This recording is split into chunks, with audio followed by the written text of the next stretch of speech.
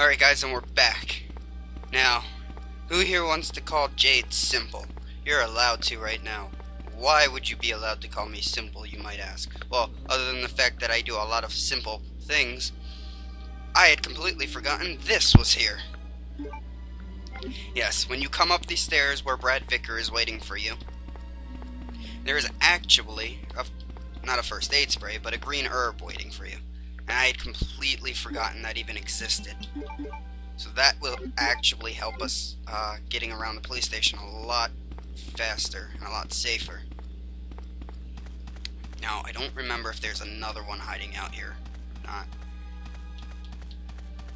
And I know it's really bad to be second guessing my information after having already given it to you, but I just want to make sure.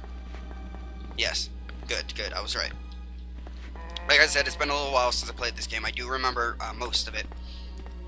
Enough to give a 100% walkthrough. I just, every once in a while, might second guess my own information and have to check it. But that's just to be sure that I'm not luring you all into false hope or whatever that might be. So yes, that green herb was waiting out there. I am simple for forgetting it. But now that we have it, it'll be a whole lot easier to get through the rest of this police station until we actually find our first actual healing item.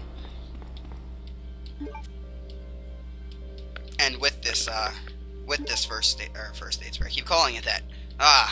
No, with this first green herb, I may actually be able to pick up that green herb sitting in the liquor's hallway.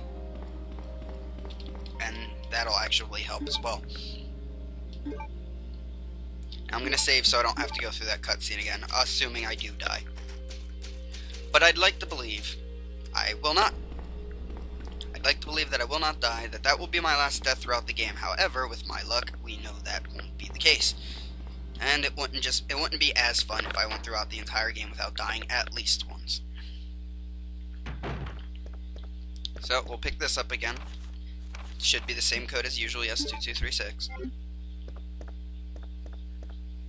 And we'll go through all this. Or actually, I won't make you guys go through all this. I'll actually cut it here, and I'll see you back once we've, what's the fun of cutting? I'll let you guys go ahead and enjoy the journey with me here. Oh, it's a second simple moment. I forgot he has this as well. Oh, wait, come on. Come on, Leon. Okay, there you go. It's actually a fact that most of the dead bodies in the police station, police officers anyhow, that aren't zombies will actually have a handgun ammo sitting on them. So let's run away from our little friend the liquor here, grab this herb.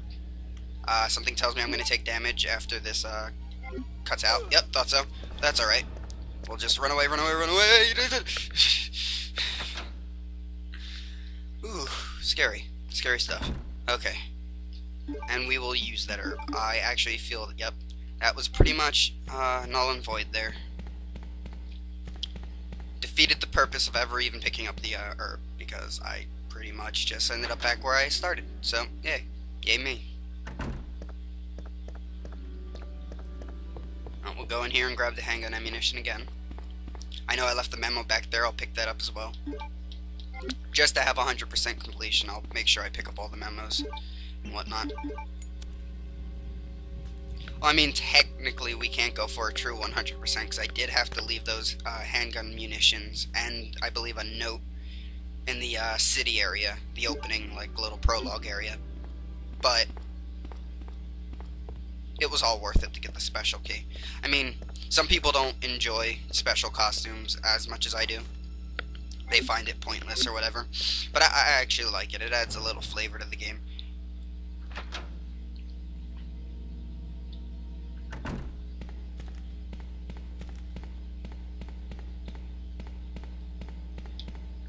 Alright, and here we are back where we started. This will definitely be a lot easier than it was a moment ago. So we'll try to run past her. There we go. And we'll pretty much take them all out from afar.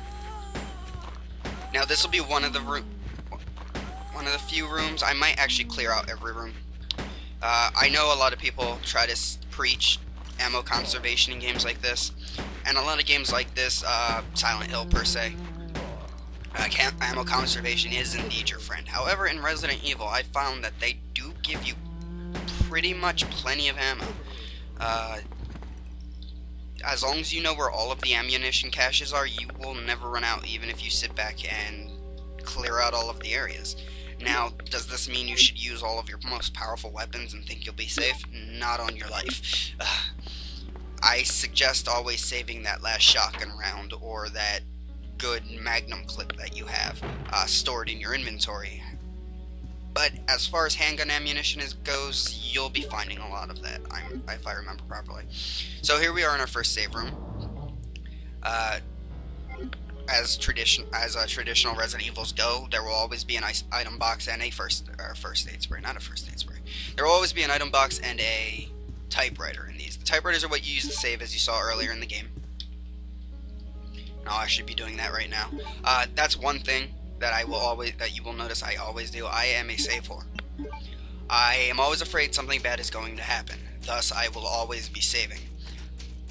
I don't even think there are that many ink ribbons in the game, and you'll probably see at least 100 saves by the end of this game. And if I remember properly, there's not even that many ink ribbons. So yeah, that's just how much of a save whore I am. I save more times than the game allows. No, but honestly, I don't like having to start all over again. This is a game where if you die, you have to start from your last save point. So you will be seeing me do that a lot. Now, earlier I spoke of Brad Vickers and his special key. This is actually where the special key is needed. A special kind of key is required. We'll be going back for that as soon as we grab the shotgun. I was going to just grab a few ammunition caches and run and go get it from them now, but we're so close to the shotgun that it wouldn't even matter. So, and I actually forgot to drop off my red jewel in that item box, so I'm gonna go do that now. Actually, like I said earlier, the red jewel won't be necessary until a little later in the game, right before we're ready to leave the police station, actually, or somewhere around that area. And because of that, it's pretty much just going to be an inventory waster. As you can see, there is a limited amount of inventory, and actually I can do this to free up some inventory space as well. What? Okay. Odd. For a moment there, I thought it wasn't going to let me combine. And we'll actually get rid of this too, the knife. Now, a lot of people say the knife is completely worthless, and I guess to a minimum, or to a minute point, it is. It really doesn't do that much damage, and it rarely knocks zombies back. However, it can be the weapon that saves your life, should you actually run out of ammo some mystical way. But at this point in the game, it actually is just an inventory waster. Some Resident Evils later actually do make the knife a lot more powerful, however, this is not one of them. So we'll just leave it in the item box until we do actually need it, which, if I play my cards properly, we shouldn't. So here's the first puzzle of the game. Why won't you push? Push it, Leon. There you go. Here, to give you the full... If you read the front of this, it says, something is written on the mounting. The god of sun and the god of moon. Their gaze upon me is the only thing that can release my soul. Now, that red jewel you see in his hand is supposed to be his quote-unquote soul. And these statues are the god of sun and god of moon. In order to get him to drop his soul, aka the red jewel, you must get the statues to lay their gaze upon him by placing them into these spots here. And once that is done, he should drop the red jewel, and that will actually be the last red jewel we need for later in the game. Now, you have to be careful when you're doing this puzzle. This is one of those situations where if you press it too far against the wall to where you can't get it away, you will have to leave the room and reset the puzzle. It's annoying in that aspect, but not really that big a deal, as long as you pay attention to what you're doing.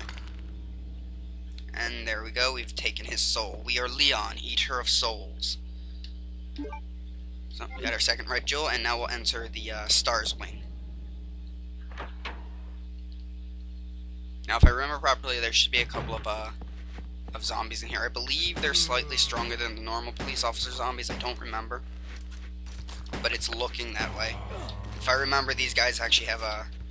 Well, I like to say they have bulletproof vests. I don't think it's ever actually been explained that they're wearing bulletproof vests. But just considering they have a lot more health than the average civilian zombies and the average police zombies, I'd like to believe that's the case. Now, you'll notice I'm clearing out the room. Like I said, I'll probably be doing that. Ammunition shouldn't be a factor. Well, I mean, ammunition will always be a factor, but handgun ammunition shouldn't be as big of a problem as most ammunition in the game.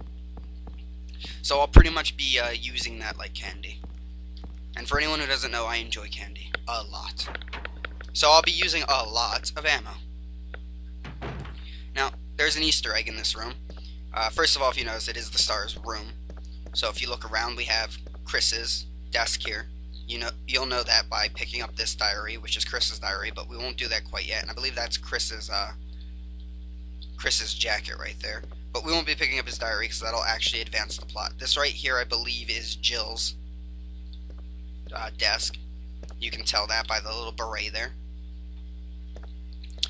Right on the other side of that is Rebecca's desk. And in here is a first aid spray. All the way on the other side over here is Barry's desk. You can tell by the replica gun there. And right behind that is Wesker's desk, Captain Wesker. If anyone remembers him from Resident Evil 1, he's pretty much the bad guy of the entire series. The villain.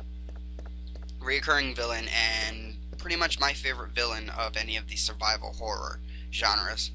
I don't know why, I like his smug attitude. He's very collected in how he thinks.